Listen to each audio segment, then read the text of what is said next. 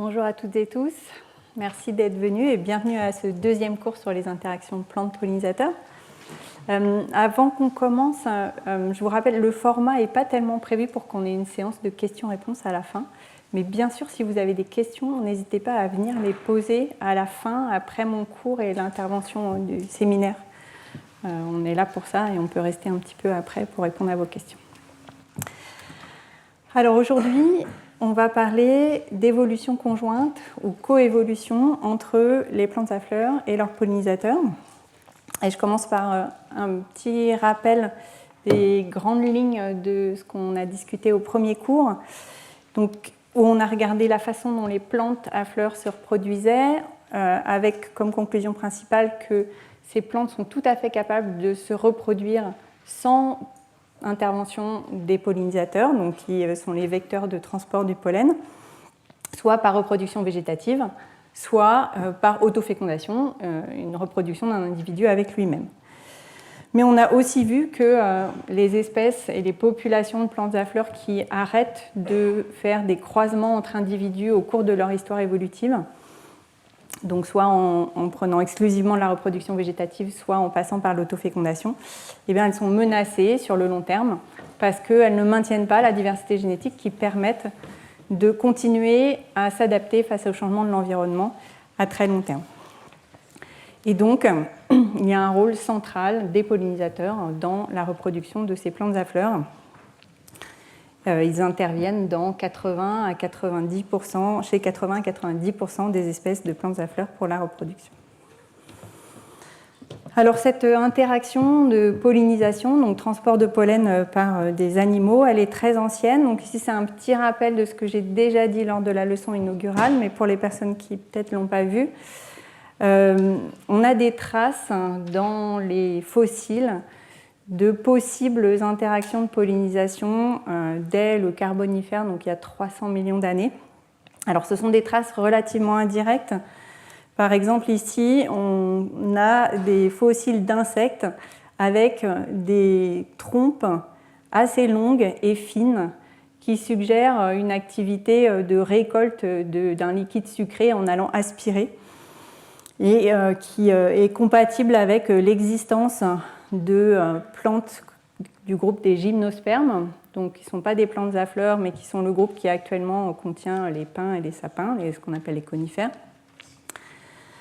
Donc possiblement une interaction avec des insectes qui viennent visiter les structures de reproduction chez ces plantes en venant prélever du nectar et possiblement transporter du pollen à cette occasion-là, même si on n'a pas une démonstration directe de ce rôle dans le transport de pollen. Les démonstrations directes, elles sont un peu plus récentes. Donc, par exemple, ici, il y a plus de 100 millions d'années, on a des fossiles préservés dans l'ambre, donc une préservation assez exceptionnelle, où on a un petit insecte, la famille des thrips, du groupe des thrips, avec vraiment des grains de pollen d'une espèce du genre ginkgo sur le corps. Donc là, on a vraiment un signal qu'il existe une interaction de transport de pollen pour ces deux espèces-là. Si ce premier exemple est bien du transport de pollen, c'est une interaction qui préexiste à l'apparition des plantes à fleurs. Cette apparition, elle est datée de façon encore un peu incertaine. Les premiers fossiles avec des structures qui ressemblent à des fleurs remontent à 140 millions d'années, mais il y a des fossiles plus incertains qui sont encore plus anciens. Et si on utilise des méthodes sur la base de changement de composition génétique des plantes, on peut remonter jusqu'à plus de 200 millions d'années pour cette origine des plantes à fleurs. Dans tous les cas, il semble que la pollinisation était déjà là avant que les plantes à fleurs apparaissent. Et une fois qu'elles sont apparues, les traces qu'on a dans les fossiles suggèrent que ces plantes à fleurs se sont diversifiées très rapidement. Donc le nombre d'espèces que vous voyez ici sur ce schéma, c'est la partie en vert le plus clair, a augmenté très très rapidement en quelques dizaines de millions d'années. Donc quelque chose qui a surpris Charles Darwin, qui parlait d'abominable mystère à ce propos. Et l'activité de recherche qui consiste à essayer de comprendre pourquoi est-ce que le nombre d'espèces est passé aussi rapidement de quelques espèces à plusieurs centaines de milliers, et c'est un champ de recherche très actif. Donc les mécanismes, il y en a encore vraiment, il y en a potentiellement beaucoup. Probablement, les interactions avec les animaux sont impliquées, on va y revenir tout de suite après. Mais ce qu'on voit, c'est que suite à cette apparition et multiplication du nombre d'espèces chez les plantes à fleurs, il y a eu une multiplication du nombre de groupes d'insectes associés à ces plantes à fleurs. Donc, le consensus actuellement, c'est plutôt que les plantes à fleurs sont apparues, se sont diversifiées et que ça a facilité ensuite la multiplication du nombre d'espèces qui interagissent avec ces plantes à fleurs. Mais possiblement, cette interaction entre insectes et plantes a pu jouer un rôle. Donc ici, un petit récapitulatif de ce qu'on pense être les principaux mécanismes qui font que les plantes à fleurs, quand elles sont apparues, ont été particulièrement capables de s'installer dans les milieux terrestres et de remplacer les plantes présentes. Donc il y a ce qu'on appelle des innovations, donc des caractéristiques nouvelles qui confèrent certaines propriétés. Il y en a des innovations qui sont liées à la reproduction, donc le fait par exemple qu'il y ait des fleurs, cette structure qui contient les organes de reproduction, et la relation avec les pollinisateurs. Donc cette relation avec les pollinisateurs, elle permet une pollinisation plus efficace qu'une pollinisation par le vent et donc une reproduction plus rapide. Le fait que les fleurs soient aussi associées à la production de graines et surtout de fruits.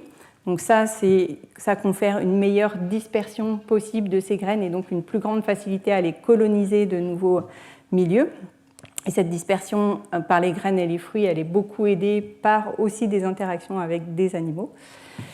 Et puis, ce dont on a parlé la semaine dernière, donc le fait que les gamétophytes, donc, qui sont cette forme de vie des plantes qui produisent les gamètes, les cellules reproductrices sexuelles, et qui possèdent une seule copie de leur génome. Chez les plantes à fleurs, ce gamétophyte est très très réduit. Donc c'est le grain de pollen pour le gamétophyte mâle et une toute petite structure pour le gamétophyte femelle. Ça permet une protection de cette phase du cycle de vie qui est importante parce que les individus qui ont une seule copie de leur génome, dès lors qu'ils subissent des mutations dans leur ADN, comme il n'y a qu'une seule copie, et bien, si cette mutation fait qu'il y a un gène qui est plus fonctionnel, ça a des effets tout de suite très forts sur l'organisme.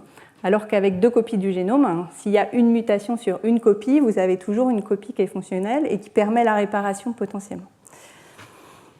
Donc, évidemment, des innovations qui sont liées à la reproduction, qui ont pu permettre ce succès des plantes à fleurs, mais il y a aussi en fait plein d'autres innovations chez les plantes à fleurs qui ne sont pas particulièrement liées à la reproduction et qui peuvent contribuer à expliquer aussi pourquoi elles se sont multipliées aussi rapidement. Notamment des caractéristiques qui sont liées à l'appareil végétatif, donc les feuilles, les tiges, les racines. En particulier, il y a des vaisseaux plus efficaces, une densité de nervures dans les feuilles plus importante, une densité de cellules d'échange entre la plante et l'atmosphère qui est plus importante aussi, ce qui fait que la photosynthèse, le fait de produire de la matière organique à partir de l'énergie lumineuse et d'éléments minéraux, elle est plus efficace chez ces plantes à fleurs que chez les plantes qui préexistaient. Et une capacité aussi à produire ce qu'on appelle des métabolites secondaires, donc qui sont des composés chimiques qui vont jouer un rôle en général de communication avec les animaux, en particulier de défense contre les herbivores et qui vont protéger efficacement ces plantes contre les animaux qui veulent les consommer. Et puis des caractéristiques qui sont liées au génome. Le fait que le génome des plantes à fleurs est en général de plus petite taille que le génome, par exemple, du groupe des gymnospermes qui était présent avant les plantes à fleurs. Ça permet d'avoir des cellules plus petites, plus denses, et donc ça permet tout ça, ces vaisseaux plus denses, ces cellules d'échange plus denses, etc. Donc plein de raisons pour lesquelles les plantes à fleurs ont pu avoir un succès important au moment où elles sont apparues. Il y en a beaucoup qui impliquent des relations avec les animaux, je les ai surlignés ici en rouge. Et ce qui est sûr, c'est que la présence de ces plantes à fleurs et le fait qu'elles interagissent énormément avec les animaux, ça a influencé l'évolution de ces animaux, et en particulier les insectes pollinisateurs. et tous les animaux qui participent à la pollinisation. Alors en fait, il n'y a pas que des insectes qui contribuent au transport de pollen. On va beaucoup parler d'insectes, mais potentiellement, vous avez une grande diversité d'animaux qui sont impliqués dans la pollinisation, notamment les oiseaux. Donc, en Amérique, par exemple, il y a un très très grand nombre de plantes à fleurs qui sont pollinisées par des colibris. Donc, c'est le groupe principal d'oiseaux qui contribue à la pollinisation. Mais vous avez d'autres groupes d'oiseaux. Je mentionne juste le groupe des git-git, apparemment, c'est comme ça que ça s'appelle. En anglais, c'est honey creeper, donc des oiseaux qui vont chercher du nectar. Pareil, aussi en Amérique. Vous avez des mammifères aussi qui contribuent au transport de pollen. Alors, les chauves-souris sont un groupe très très important dans plusieurs régions du monde, à la fois en Amérique, mais aussi en Afrique, en Asie. Et elles peuvent jouer un rôle pour certaines espèces d'importance commerciale. Par exemple, l'agave avec laquelle on produit la tequila est pollinisée par une chauve-souris. Donc, ce sont des groupes qui sont très importants pour la pollinisation. On ne les trouve pas en France métropolitaine. Et puis après, je rentre plus dans l'anecdote. Vous pouvez avoir plein d'autres types d'espèces qui interviennent dans la pollinisation de certaines espèces de plantes à fleurs. Ici, un exemple qui nous vient d'Afrique du Sud, une espèce de gerbille qui contribue à la pollinisation de cette espèce en allant chercher du nectar à la base des fleurs. Et vous voyez ici le museau complètement couvert de pollen. Des lézards parfois. Donc ici, une espèce de lézard qui vient aussi boire du nectar dans ses fleurs. Là, c'est dans l'île de Madère. Et les quelques cas où on observe des lézards qui viennent boire dans les fleurs, ce sont souvent dans les îles. Et une interprétation possible, c'est que dans les îles, il y a moins de prédateurs en général que sur les continents. Et donc, c'est un comportement que les lézards peuvent se permettre parce qu'ils risquent moins d'être attaqués par des prédateurs dans ces environnements sans trop de prédateurs. On peut aussi avoir des transports de pollen pour des organismes marins. Donc ici, une plante à fleurs sous-marine, l'herbe à tortue, qu'on trouve dans les Caraïbes et dans le golfe du Mexique, qui est visitée par des... Bon, ça ne se voit pas beaucoup, ils sont vraiment très très discrets. Des larves de crustacés et aussi des vers qui viennent se nourrir d'une substance qu'on appelle le mucilage qui entoure les grains de pollen et qui contribue au transport de pollen. Et puis si on sort complètement des plantes à fleurs, on peut constater que cette intervention des animaux dans la reproduction des végétaux, on a aussi des exemples pour une espèce d'algue pour l'instant. Donc une espèce qu'on trouve sur les côtes atlantiques et sur les côtes méditerranéennes qui s'appelle Gracilaria gracilis, dont cette fois-ci ce sont les gamètes. Il n'y a pas de gamétophytes comme chez les plantes à fleurs, mais les gamètes mâles sont transportés par un petit crustacé qui contribue à l'efficacité de la reproduction. Et puis, encore plus exotique, des contributions d'escargots à la reproduction de cette plante à fleurs qui est originaire d'Amérique tropicale mais qui est introduite un petit peu partout. Donc vraiment une grande diversité d'interactions entre différentes espèces de pollinisateurs et différentes espèces de plantes. Mais quand même, la majorité du transport de pollen se fait surtout grâce aux insectes. Donc ces insectes, ils sont très diversifiés aussi. Donc évidemment, quand on pense insectes pollinisateurs, la première espèce qui vient souvent en tête, c'est celle-ci, qui est l'abeille mellifère ou l'abeille domestique, qui est effectivement une pollinisatrice dans plein de régions du monde, notamment parce qu'elle a été introduite dans ces régions-là. Mais on reviendra dans les cours suivants sur l'efficacité de son action de pollinisation qui peut être variable. Mais elle est accompagnée de plein d'autres espèces, à commencer par des espèces d'abeilles sauvages ou des espèces plus généralement du groupe des hyménoptères, donc certaines espèces de guêpes également. Et puis, vous avez beaucoup d'autres groupes qui contribuent aussi à la pollinisation de ces plantes à fleurs, en particulier plein d'espèces du groupe des mouches, En particulier, donc, vous avez plusieurs exemples là, de ces petites mouches rayées qu'on appelle des cirfes, qui peuvent ressembler soit à des mini-abeilles, mini-guêpes, soit à des mini-bourdons. Ici, ce n'est pas un bourdon, c'est une mouche, mais ça ressemble quand même furieusement à un bourdon. Le groupe des coléoptères, le groupe des papillons, dont les papillons de nuit, et puis il y a encore d'autres espèces dans d'autres groupes. Donc une très grande diversité d'espèces qui potentiellement peuvent contribuer au transport du pollen, qui ont émergé en même temps que, ou juste après, l'apparition des plantes à fleurs et leur diversification.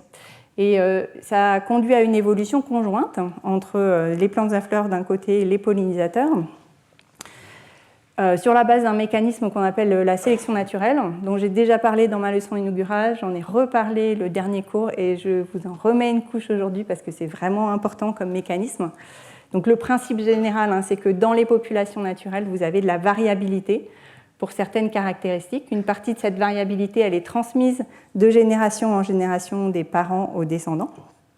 Et puis cette variabilité, elle peut influencer la capacité des individus à survivre ou à se reproduire. Et donc les caractéristiques qui favorisent une meilleure survie, une meilleure reproduction, elles sont mieux transmises aux descendants et elles s'installent progressivement dans les populations. Donc l'exemple que j'avais pris ici, c'est une variabilité pour la couleur des fleurs. Si vous avez un mutant qui produit des fleurs qui ont une couleur différente des autres et qui sont plus facilement détectables par les pollinisateurs, ce mutant va recevoir plus de visites, va être mieux pollinisé, va produire plus de descendants. Et donc, de génération en génération, cette caractéristique fleur jaune va être de plus en plus fréquente dans les populations. Alors, quelles sont les caractéristiques qui sont susceptibles d'influencer la survie et la reproduction des plantes ou des insectes dans le cadre de cette interaction entre les deux? Eh bien, ce n'est pas les mêmes. Pour les plantes, ce sont toutes les caractéristiques qui vont favoriser un bon transport du pollen sans non plus dépenser trop d'énergie, parce que toute énergie investie dans l'attraction des pollinisateurs est de l'énergie qui ne peut pas être utilisée dans la qualité des graines produites, par exemple. Et pour les pollinisateurs, c'est toute caractéristique qui va permettre de récupérer de la nourriture le plus efficacement possible. Dans certains cas, ces caractéristiques peuvent évoluer de façon conjointe. Donc on parle de coévolution. Donc c'est un changement en termes d'évolution, on dit changement évolutionnaire, réciproque entre deux espèces, ou ça peut être deux groupes d'espèces. On peut parler des plantes et des pollinisateurs, ou d'une espèce de plante, une espèce de pollinisateur. Des espèces ou des groupes d'espèces qui interagissent étroitement, ce qui est le cas dans les interactions de pollinisation. Donc, pour prendre un exemple concret dont on reparlera, imaginons que vous avez des plantes qui ont des structures particulières, là, une sorte de tube à l'arrière de la fleur, où le nectar est produit au fond du tube. Dans une population de pollinisateurs, vous allez avoir des pollinisateurs qui ont des trompes de taille variable. Les pollinisateurs qui ont les trompes les plus longues vont être plus efficaces pour aller chercher le nectar. Et donc, on peut imaginer qu'ils vont réussir à mieux survivre, mieux se reproduire, parce qu'ils ont plus d'énergie à leur disposition. Et donc, la sélection naturelle va favoriser les individus qui ont les trompes les plus longues. Alors, derrière cette relation-là, il y a un gros travail de recherche pour essayer de vraiment démontrer que la sélection naturelle a bien un effet sur la valeur du caractère qu'on est en train d'étudier. Et le séminaire tout à l'heure de Mathilde Dufay vous montrera comment est-ce qu'on fait pour démontrer cela. Quand on parle de sélection naturelle et d'évolution, c'est facile de construire des jolies histoires qui ont l'air de bien fonctionner, alors qu'en fait la réalité derrière est tout autre. Et donc c'est important d'arriver à quantifier une relation, par exemple, entre le caractère qui nous intéresse et effectivement les capacités de survie et de reproduction des individus. Dans ce cas-là, si on arrive à le quantifier, on peut faire l'hypothèse que la sélection naturelle va favoriser des individus aux trompes de plus en plus longues. Et du point de vue des plantes, s'il y a des individus pollinisateurs dans la population qui ont des trompes très longues, eh bien, ces pollinisateurs vont être capables de récupérer le nectar au fond de ce tube sans aller complètement au contact des organes reproducteurs de la plante et donc sans contribuer efficacement au transport de pollen. Donc, si vous avez de la variabilité pour la longueur de ces tubes chez les plantes à fleurs, ce sont les fleurs qui auront les tubes les plus longs, qui réussiront mieux à être pollinisées et aussi à envoyer leur pollen féconder d'autres plantes qui réussiront mieux à se reproduire et donc qui vont laisser leurs caractéristiques dans les générations futures. Donc là, on a une sélection aussi pour des tubes de plus en plus longs. Et vous voyez qu'on a un cercle qui se met en place qui peut conduire à des caractéristiques un peu extrêmes, et on verra un exemple tout à l'heure. Mais donc c'est ce concept-là de coévolution, où vous avez une évolution réciproque qui s'entraîne l'une l'autre entre les deux partenaires. Et dans certains cas, cette coévolution, elle peut aboutir à des phénomènes qu'on appelle de cospéciation, où vous avez à différents endroits un couple plante-pollinisateur qui coévolue, et puis à un autre endroit, un autre couple plante-pollinisateur qui coévolue, et qui se mettent à devenir différents les uns des autres, jusqu'à former des espèces différentes, mais de façon parallèle. Et c'est quelque chose qu'on peut détecter en regardant ce qu'on appelle ces arbres phylogénétiques, donc des généalogies d'espèces. Vous avez une évolution qui semble parallèle ici entre des espèces de figuiers et les groupes de guêpes qui les pollinisent.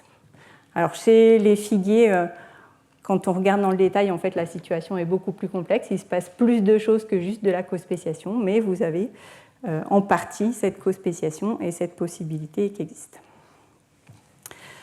Donc coévolution, la question c'est quelles sont les caractéristiques qui vont être influencées par ces interactions plantes-pollinisateurs et comment est-ce qu'elles ont évolué au cours de l'histoire des plantes à fleurs et de leurs pollinisateurs. Donc on va commencer par regarder les caractéristiques chez les plantes à fleurs et ensuite on regardera les caractéristiques chez les pollinisateurs. Alors, si on se place quand même du point de vue d'un pollinisateur, donc, qui par exemple sort de son nid et essaye d'aller trouver de la nourriture, ce que voit entre guillemets un pollinisateur, on va revenir sur ce qu'il voit vraiment, c'est dans le meilleur des cas quelque chose comme ça, probablement plus souvent quelque chose comme ça. De loin, il y a l'air d'avoir des endroits où il y a des ressources disponibles, mais le pollinisateur il va aller vers celles qu'il arrive le plus à détecter. Donc, une des caractéristiques qui ont été fortement favorisées par la sélection naturelle, c'est celles qui permettent aux plantes à fleurs d'être bien repérées par les pollinisateurs, bien repérées de loin, et puis bien repérées quand le pollinisateur commence à s'approcher. Donc, de loin, la caractéristique qui va être la plus importante, c'est vraiment la couleur. Donc là, la sélection naturelle a favorisé l'évolution vers des couleurs qui favorisent une bonne détection par les pollinisateurs. Et bien sûr, cette bonne détection, ça va dépendre des capacités visuelles des pollinisateurs. Donc vous avez très souvent des couleurs qui correspondent à la vision des pollinisateurs. Et par exemple, pour les plantes qui sont pollinisées par des abeilles ou des bourdons, ce sont des groupes d'espèces qui voient plus facilement dans les couleurs jaune, bleu, violet, voire dans l'ultraviolet. Et donc vous avez préférentiellement ce genre de couleurs pour les plantes pollinisées par ces groupes d'insectes. En revanche, pour les plantes qui sont pollinisées par les oiseaux repèrent beaucoup mieux la couleur rouge. Et donc ce sont très souvent des espèces qui produisent des fleurs de couleur rouge. Et cette pression de sélection qui va favoriser différentes couleurs en fonction du type de pollinisateur, elle peut avoir des effets, y compris à l'intérieur d'une seule espèce de plante à fleurs. Ici, vous avez un exemple avec une espèce de mimule qu'on trouve en Californie, qui est une espèce qui est pollinisée par différents types de pollinisateurs en fonction de où se trouvent les populations. Sur la côte, elle est pollinisée préférentiellement par un petit colibri. Et elle produit des fleurs rouges à cet endroit-là. Un peu plus à l'intérieur des terres, et notamment on est un petit peu en altitude en Californie à cet endroit-là. Le pollinisateur principal, c'est un papillon de nuit. Et les fleurs qui sont produites sont de couleur jaune, une couleur qui est plus facilement détectable par le papillon, particulièrement la nuit. Et vous avez un gradient entre les populations de plantes au bord de la mer et celles qui sont un peu plus dans les montagnes, entre des fleurs très rouges au bord de la mer, des fleurs plus claires dans les montagnes, et entre les deux, des couleurs intermédiaires. Et ce motif-là, il est vraiment tiré par des pressions de sélection qui sont différentes entre les différentes localités du fait de pollinisateurs différents. On peut même avoir des différences de couleurs pour un même individu, une même fleur au cours du temps.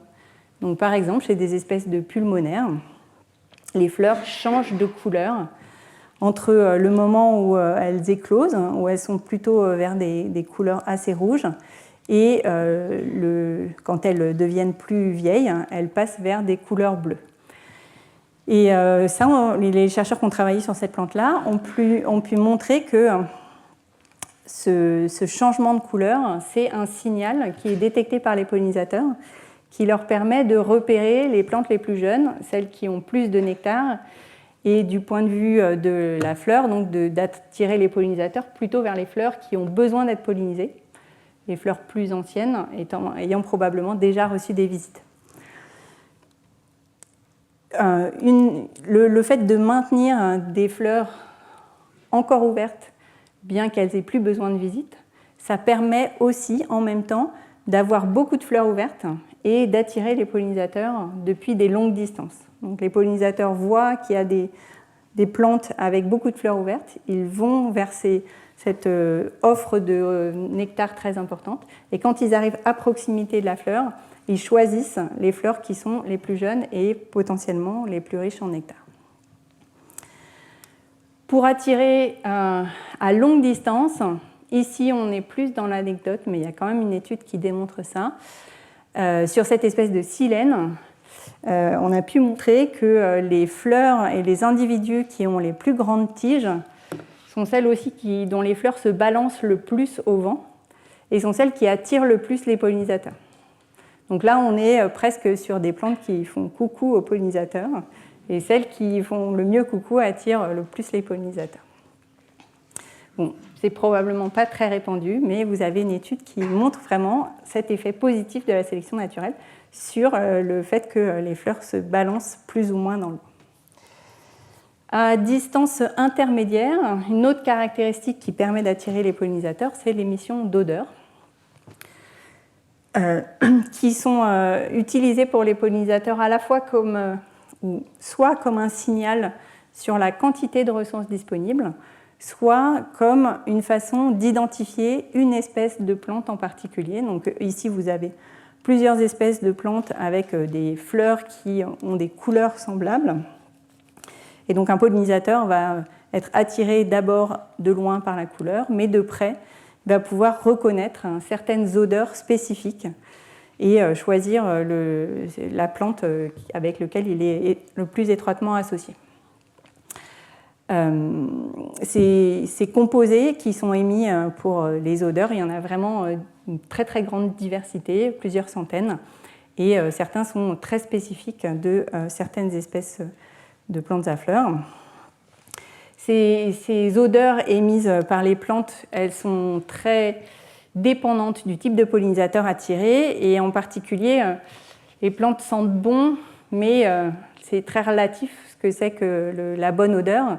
En particulier, ici, vous avez un exemple avec une espèce de plante à fleurs qu'on trouve en Asie, qu'on appelle la fleur du diable. Donc vous voyez que elle a une morphologie florale un peu particulière, une couleur dans les marrons rougeâtres. Et c'est une plante qui est pollinisée par des mouches qui habituellement pondent sur des cadavres et qui émet une odeur de cadavre, de la même façon que la rafflésie dont je vous avais parlé à la leçon inaugurale. En plus d'émettre des odeurs, les plantes peuvent avoir développé, donc toujours sous l'effet de la sélection naturelle, des moyens pour émettre ces odeurs plus efficacement. Et il y a plusieurs groupes d'espèces dans les plantes à fleurs qui sont capables de produire de la chaleur. Donc ça, c'est assez peu répandu, mais vous avez notamment le groupe des arômes, ici avec l'espèce la plus extrême qui produit ces fleurs géantes, et le groupe des Rafflesia dont je vous ai déjà parlé, qui sont capables de chauffer au niveau de la fleur de plusieurs degrés, voire plus de 10 degrés au-dessus de la température ambiante. Et ça, c'est interprété comme une façon de rendre les odeurs plus volatiles et donc plus facilement détectables par les pollinisateurs. Donc il y a assez peu de plantes qui sont capables de faire cette production de chaleur et presque toujours, ce sont dans les fleurs que cette chaleur est produite. Donc ça, ce sont des caractéristiques qui permettent d'attirer les pollinisateurs à longue distance. Et puis à plus courte distance, il peut y avoir des caractéristiques favorisées qui permettent aussi de guider les pollinisateurs vers l'endroit où sont présentes les ressources que les pollinisateurs recherchent et aussi l'endroit où sont présentes les organes reproducteurs et en particulier le pollen et le stigmate pour que le transfert de pollen puisse avoir lieu. Donc ici, vous avez des caractéristiques sur les fleurs qui peuvent être utilisées pour guider les pollinisateurs, donc notamment ces petites bandes noires là, que vous voyez sur cette pensée des champs. On appelle ça des guides à nectar. Ça fait vraiment des traits qui pointent tous vers le cœur de la fleur et qui sont une indication de où trouver le nectar. Ces guides, ils peuvent être visibles uniquement dans les longueurs d'onde qui sont détectées par les pollinisateurs. Donc ici, un exemple avec un fraisier des bois où, dans une vision visible, ce que nous on voit, on a quelque chose de relativement homogène, même si le cœur est un petit peu plus jaune. Dans une vision pollinisateur, et notamment la vision des ultraviolets, on a un peu plus de contraste. Donc cet exemple-là n'est pas le plus frappant. Le suivant l'est un peu plus. Ici, une espèce de potentille. Dans la vision humaine, on a quelque chose de jaune assez uniforme. Dans la vision ultraviolet, on a vraiment un motif très marqué avec des couleurs plus sombres vers le centre de la fleur et des guides qui pointent vers ce centre de la fleur.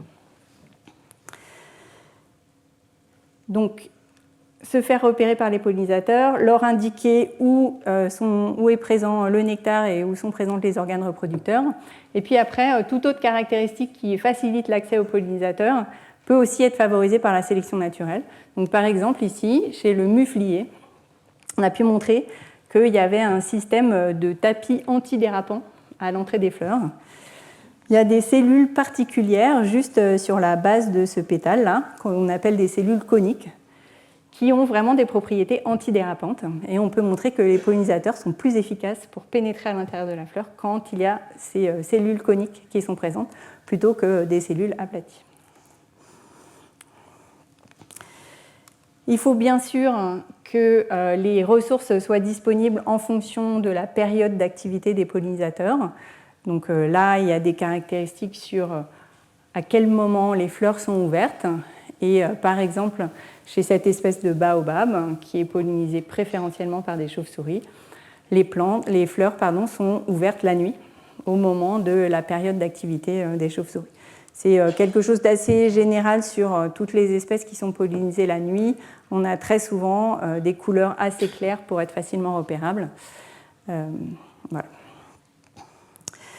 Donc ça, ce sont des caractéristiques qui permettent de se faire détecter par les pollinisateurs, de leur faciliter l'accès. Ensuite, il faut que les pollinisateurs aient une raison de revenir visiter les plantes. Donc, il faut des caractéristiques qui fidélisent un peu les pollinisateurs. Et la caractéristique principale, c'est que les pollinisateurs trouvent une ressource en allant visiter les fleurs, donc soit sous forme de nectar, un liquide sucré qui fournit des ressources énergétiques pour les pollinisateurs, soit sous forme de pollen, donc une source de protéines et de lipides aussi importants pour les pollinisateurs. Donc c'est vraiment les ressources principales qui sont fournies aux pollinisateurs, mais vous avez des situations où il y a d'autres types de récompenses qui sont fournies dans le cadre de cette interaction entre plantes et pollinisateurs. Et par exemple, cette espèce d'iris qu'on trouve en Israël, c'est une espèce qui a une fleur très très foncée et dont on a pu constater que les fleurs hébergeaient des mâles d'abeilles solitaires qui viennent le soir se cacher à l'intérieur des fleurs et qui, le matin, avec le soleil qui tape sur les fleurs, qui sont très sombres, vous avez une augmentation rapide de la température et donc ça leur permet de démarrer leur journée plus tôt quand ils sont à l'intérieur de ces fleurs parce qu'ils atteignent plus rapidement une température qui est compatible avec leur activité. Donc vous pouvez avoir des situations où vous avez des grappes de ces abeilles solitaires à l'intérieur des fleurs d'iris. Possiblement, l'interaction peut aussi fournir une forme de médicament. Ici, vous avez une situation avec le pollen de tournesol, dont on a constaté qu'il semblait efficace pour lutter contre un parasite des bourdons, donc, qui est un parasite du groupe des trypanosomes. Donc, ce sont des organismes unicellulaires qui causent par exemple la maladie de Chagas dans les humains. Donc, ce n'est pas la même espèce pour les bourdons que pour les humains, mais c'est le même groupe. Donc la consommation du pollen de tournesol a un effet positif pour lutter contre la maladie et il y a des études qui montrent que c'est la morphologie du grain de pollen de tournesol où il y a particulièrement des piquants autour de la cellule végétative du pollen qui permet de lutter contre ce parasite. Et dans la catégorie un peu médicaments, les plantes peuvent aussi fournir des stimulants pour les pollinisateurs. Et notamment sous forme de caféine. Donc pour les plantes qui produisent naturellement de la caféine, donc bien sûr le café, mais vous en avez aussi dans le groupe des agrumes, donc les citrons en particulier, on trouve de la caféine dans le nectar, à des concentrations qui ne sont pas très élevées, moins que dans d'autres parties de la fleur, mais la caféine est présente. Et là, on se rend compte que cette présence de caféine, elle est à des concentrations qui rendent le nectar pas trop amer pour les pollinisateurs. S'il y en a plus, les pollinisateurs le rejettent, mais suffisamment pour avoir un effet sur le système nerveux des pollinisateurs et améliorer leur mémoire pour être capable ensuite de reconnaître ces espèces de plantes à fleurs. Donc, attirer les pollinisateurs, faire en sorte de les fidéliser. Et puis, ce qui est important aussi du point de vue de la sélection naturelle, c'est de recevoir du pollen, mais de recevoir du pollen qui est capable de féconder les graines de la plante, donc du pollen de la même espèce. Donc, il y a une pression de sélection aussi pour favoriser une certaine spécialisation des pollinisateurs. Et donc, essayer d'avoir un nombre limité de pollinisateurs. Et notamment, il y a une énorme sélection sur une spécialisation des formes, des morphologies. Donc, ce dont on a parlé tout à l'heure avec les longueurs de trompe des pollinisateurs et les tailles de la fleur. Donc, que vous voyez ici pour des papillons qui ont des très longues trompes, des colibris qui ont des becs très fins et très longs, et qui peut aller jusqu'à des extrêmes. Donc cet exemple-là, il est très très bien connu. C'est le cas d'une orchidée qui s'appelle l'étoile de Madagascar. Comme son nom l'indique, on la trouve à Madagascar. Elle est très connue parce qu'elle a été étudiée par Charles Darwin et Alfred Russel Wallace, qui sont les deux personnes à l'origine de la théorie de l'évolution par sélection naturelle. Donc quelqu'un avait envoyé des exemplaires de cette orchidée à Charles Darwin. Et cette orchidée, la fleur présente la caractéristique d'avoir à l'arrière un très très long éperon qui fait 30 cm. Et tout au bout de cet éperon-là, il y a du nectar. Et donc Darwin, en voyant cette fleur, donc c'était quelques années après la publication de son livre sur l'origine des espèces, avait fait la prédiction que s'il y avait une fleur qui existait avec un éperon aussi long, avec du nectar au bout, c'est qu'il devait y avoir un pollinisateur qui était capable d'aller récupérer ce nectar. Et Alfred Wallace avait été encore plus loin parce qu'il connaissait un papillon de nuit qui avait une trompe relativement longue sur le continent africain. Et il avait dit je pense que ça va être un papillon à peu près du même groupe, mais avec une trompe encore plus longue. Et à l'époque, on ne connaissait pas un papillon qui avait ces caractéristiques-là. Il a fallu attendre le début du XXe siècle, donc longtemps après la mort de Charles Darwin. Alfred Wallace était encore vivant, lui, pour trouver un papillon de nuit avec une trompe de 30 cm, exactement la même taille, Alors là, il y a toute une histoire. En fait, on a trouvé le papillon, mais pendant très longtemps, on n'a jamais observé l'interaction de pollinisation, parce que ça se passe la nuit et de façon relativement rare. Mais maintenant, on a des vidéos qui montrent comment ça se passe, et c'est pas facile. Hein. Il faut d'abord que le papillon s'approche de la fleur pour être sûr que, pour la sentir, être sûr que c'est la bonne espèce. Ensuite, il faut qu'il vole en arrière pour pouvoir étendre sa trompe, l'insérer dans l'éperon et réussir à prélever le nectar.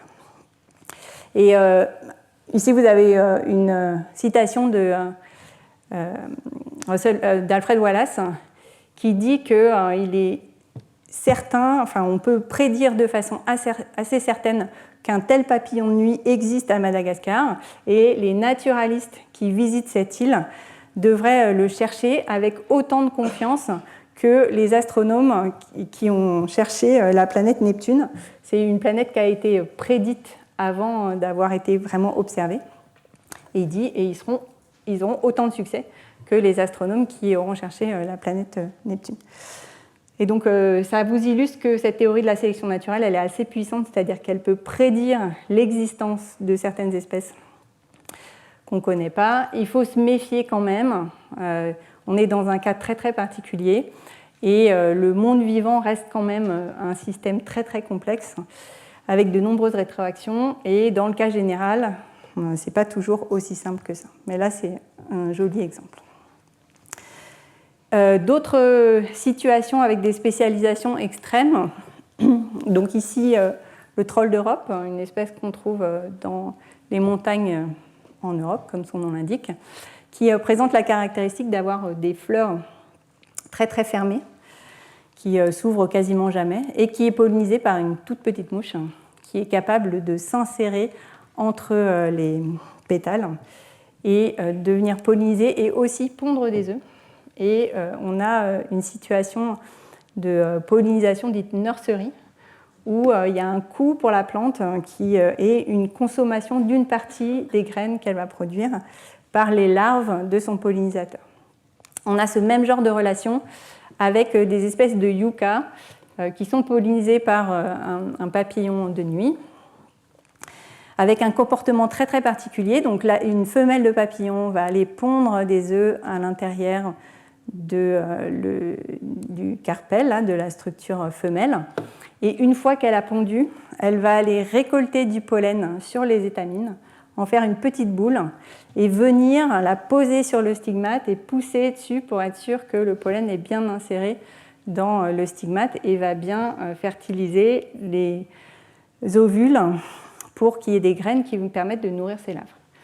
Donc ici, c'est une situation où on comprend bien comment un tel comportement est maintenu par la sélection naturelle. Une femelle qui, pour une raison ou pour une autre, arrêterait d'avoir ce comportement, elle pond des œufs et puis il n'y a rien pour nourrir ses larves, donc ce comportement est éliminé de la population. En revanche, pour l'apparition de ce comportement, ça demande des modifications beaucoup plus longues et un peu plus difficiles à expliquer. Caractéristiques des plantes. Maintenant, on va regarder le point de vue des pollinisateurs. Donc là, les pollinisateurs les caractéristiques des pollinisateurs qui vont être favorisés par la sélection naturelle, c'est celles qui leur permettent de récolter des ressources le plus efficacement possible. Alors, d'une part, il y a le fait que les pollinisateurs, de façon générale, ils ont un cerveau, mais qui n'est pas un gros cerveau. Alors, la plupart des choses que je vais vous raconter là, ça va être beaucoup sur le groupe des hyménoptères, en particulier sur les abeilles et sur les bourdons, qui sont le groupe le plus étudié. Et pour les autres groupes de pollinisateurs insectes, on connaît quand même nettement moins de choses.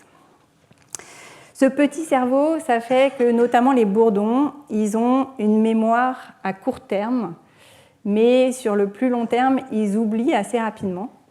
Et donc, ils sont obligés de réapprendre à chaque fois qu'ils sortent récolter du nectar ou du pollen, de réapprendre où trouver et comment trouver ces ressources.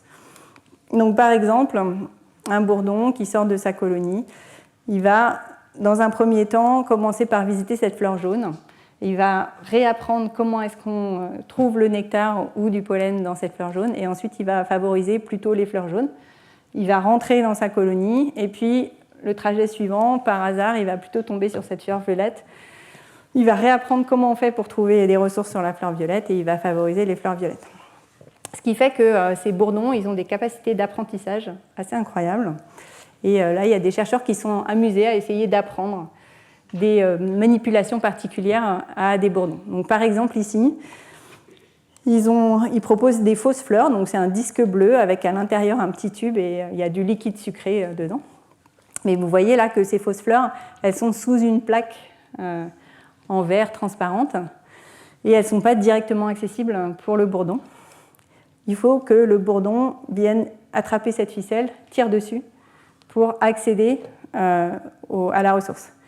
Et donc, si tout va bien, voilà, vous avez un bourdon et assez rapidement, il est capable d'apprendre comment est-ce qu'on récupère ce liquide sucré. Et vous allez voir qu'il fait vraiment le strict minimum. Dès lors qu'il peut glisser sa langue et boire le liquide sucré, il s'arrête de déplacer le disque. Voilà, une autre chose qu'ils sont amusés à faire, c'est apprendre à des bourdons à jouer au ballon. Donc là, cette première séquence, c'est juste une séquence illustrative, mais ce qu'ils ont appris à faire, c'est à prendre un ballon et à l'apporter au centre d'une arène. Et là, voilà, donc vous avez plusieurs ballons, et quand le bourdon arrive à mettre le ballon au centre d'une arène, il reçoit une récompense sous forme d'un liquide sucré. Et donc pour leur apprendre ça, ils ont leur ont soit montré un autre individu qui faisait ça, soit utilisé un faux bourdon, soit même ils ont déplacé la balle de façon invisible en utilisant un aimant. Et ce qui montre, c'est que les bourdons sont plus efficaces quand ils apprennent en regardant leurs congénères plutôt qu'avec les autres méthodes, et qui sont capables aussi d'innovation. Alors là, je ne pense pas que ce soit cet exemple-là. Ah ben, je l'ai raté. C'est quand ils déplaçaient un ballon noir. Ils ont été entraînés uniquement avec des ballons jaunes, mais ils sont capables de comprendre que, il est là, que le ballon noir, qui est celui qui est le plus proche, ça marche aussi. Donc des grosses capacités d'apprentissage, pourvu que derrière, il y ait une récompense. Je passe sur le reste de la vidéo. Autres caractéristiques qui vont être soumises à sélection naturelle, c'est toutes les caractéristiques morphologiques qui leur permettent d'accéder au nectar et au pollen. Donc, chez les insectes en général, vous avez différents grands types d'appareils buccaux.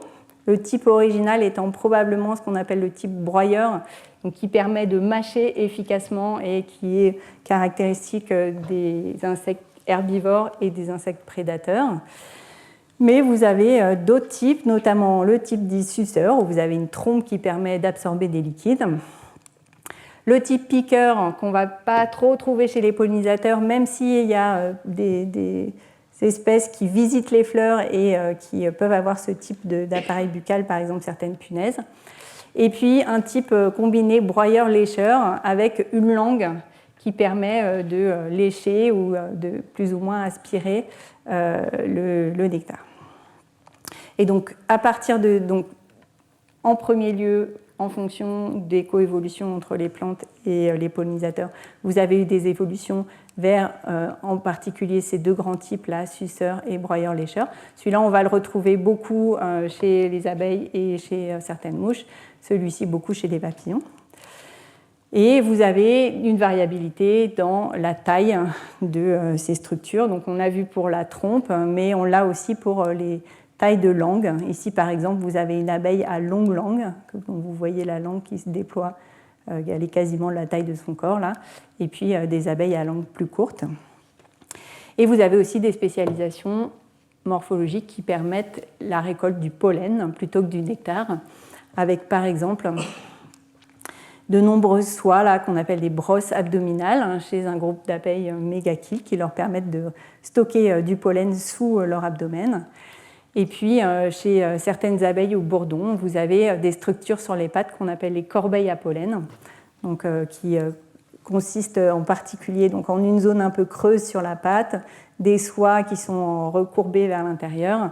Et ça leur permet de stocker du pollen en le mouillant un peu avec du nectar pour qu'il soit bien collant. Et vous avez sûrement déjà observé ces gros paquets de pollen collés autour de ces corbeilles à pollen. Alors jusqu'à maintenant, vous avez peut-être remarqué, on est dans une interaction entre plantes et pollinisateurs. Il y a une forme de communication qui s'établit entre les deux, et on a surtout parlé de plantes qui envoient des signaux aux pollinisateurs. Et c'est assez logique parce que ce sont les pollinisateurs qui ont vraiment un système visuel, olfactif qui leur permet de détecter des signaux, un système nerveux, une capacité de se déplacer. Mais il se trouve qu'il y a des cas où on a pu montrer que les plantes aussi arrivent à envoyer, le contraire, les pollinisateurs arrivent à envoyer des signaux aux plantes et des signaux pour favoriser la quantité de ressources disponibles pour ces pollinisateurs. Donc ça se passe de différentes façons. Une étude qui montre que les plantes sont capables en quelque sorte d'entendre les pollinisateurs et de réagir à leur présence. Donc c'est chez une espèce d'onagre où on a montré que les fleurs qui reçoivent une vibration de l'air qui correspond au bourdonnement des pollinisateurs, elles réagissent en augmentant la concentration en sucre dans le nectar en l'espace de quelques minutes.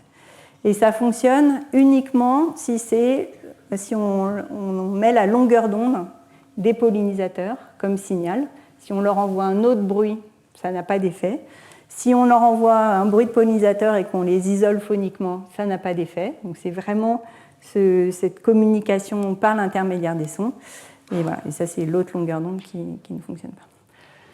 Donc là, le fait qu'il y ait des pollinisateurs qui arrivent, ça déclenche une augmentation de concentration en sucre dans le nectar. Et puis, sur le plus long terme, il y a une étude il y a quelques années qui a montré que quand les ressources venaient à être un peu limitantes chez les bourdons, en particulier la quantité de pollen disponible, il y avait un comportement particulier des bourdons qui se mettaient en place, ils se mettent à mordre les feuilles, vous voyez, en faisant des petites incisions comme ça. Et le fait que les feuilles soient mordues, ça accélère la vitesse à laquelle les plantes produisent des fleurs. Alors, ce n'est pas aussi immédiat que pour l'augmentation de la concentration en nectar. Ici, vous voyez, c'est un graphique qui vous montre le temps de floraison depuis le moment où vous avez eu ces morsures sur les feuilles.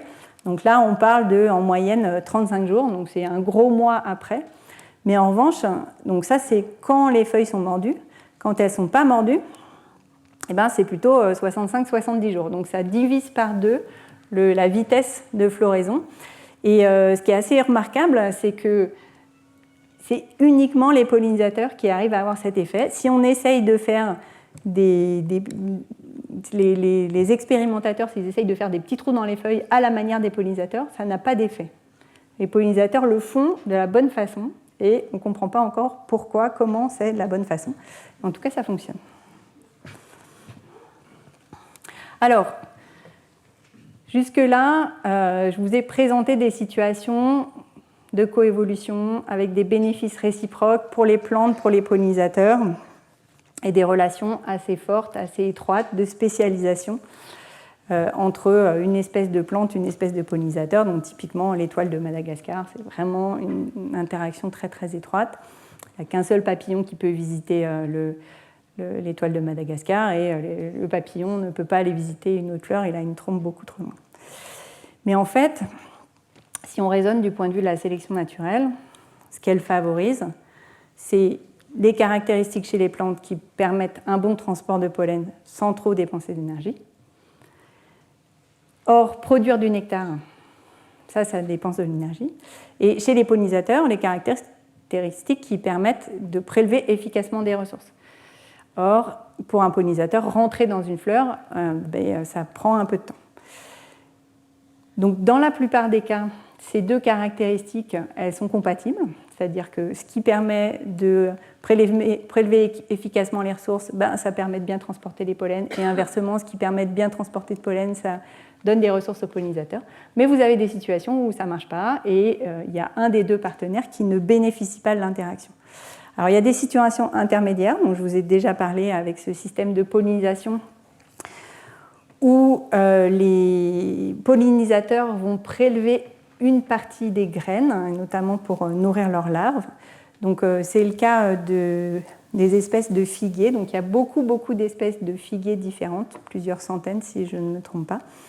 Et ces figuiers sont pollinisés par des toutes petites guêpes que vous voyez ici, qui sont assez spécialisées.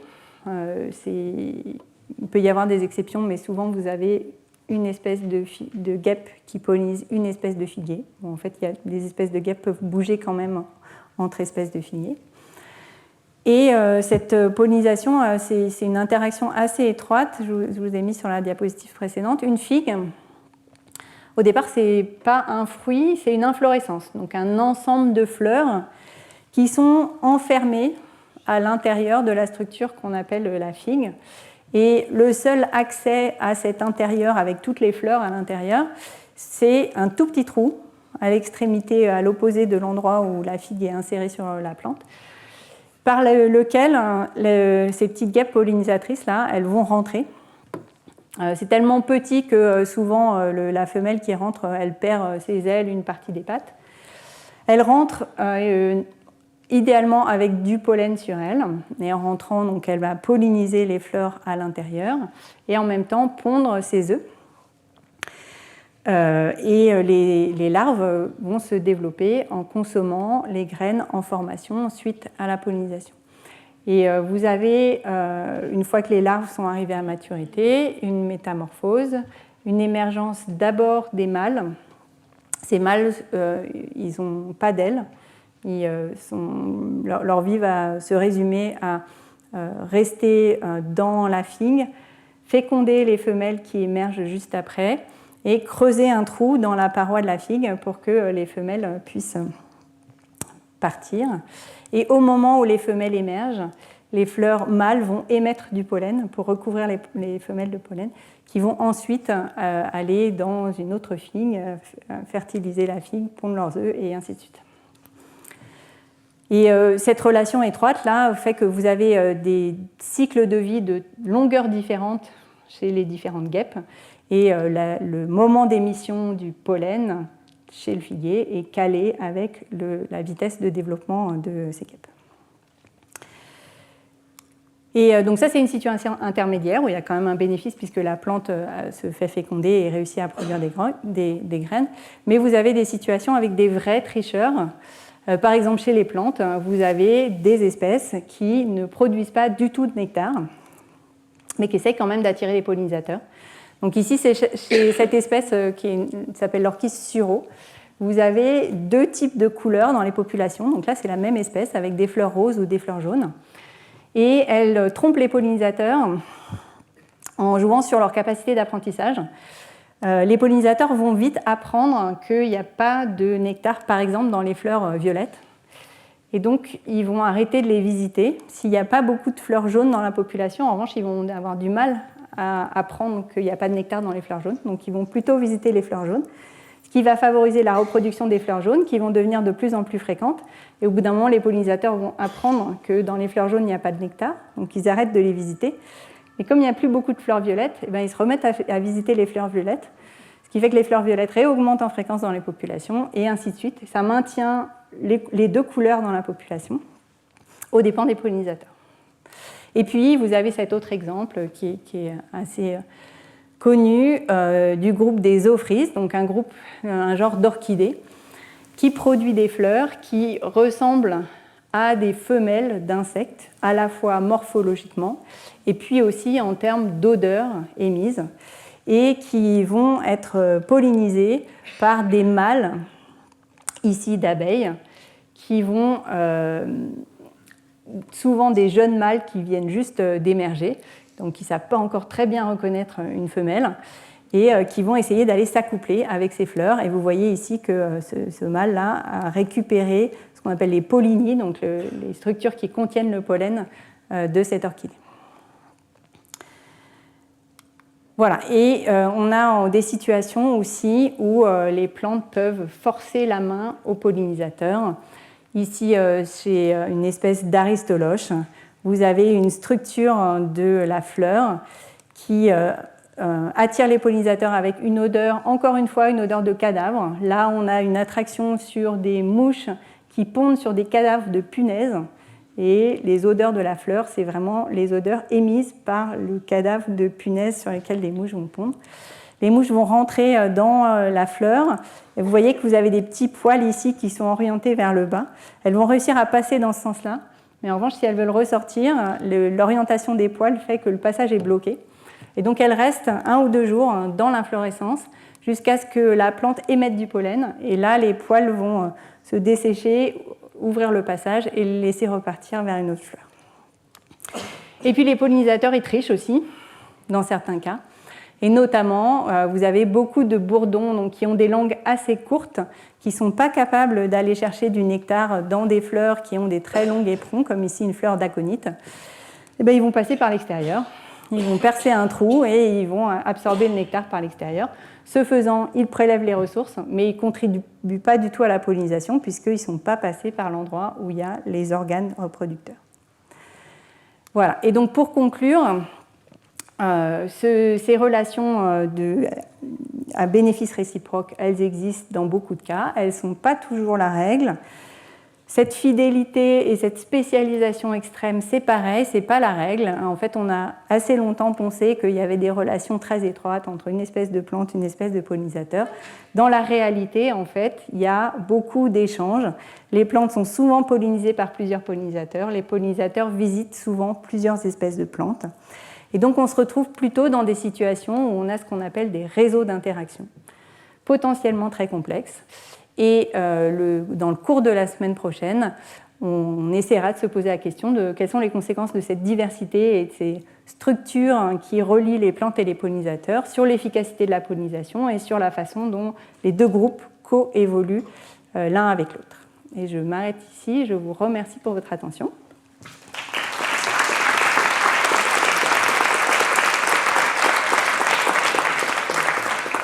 Et on va enchaîner directement avec le séminaire de Mathilde Dufay. Donc Mathilde Dufay, elle est professeure à l'Université de Montpellier. Et beaucoup de ses travaux de recherche portent sur la coévolution entre les plantes, leurs pollinisateurs.